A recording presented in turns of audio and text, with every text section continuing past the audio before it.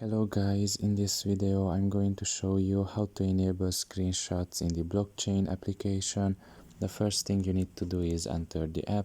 Once you're done with that and you're in the home page, you should look at the top of your left corner and there you will see your profile. Press on it and here you should scroll down a little bit, and in the settings category you should select the fourth option, which is security. And here you can just see the fifth option here, which is enable screenshots. Now for me it is already activated, because if it wouldn't be, I couldn't take this video of this app. So for me it's essential to be activated from the start. But by default it's not going to be activated. You should just come here and press on it, and that way is going to be activated.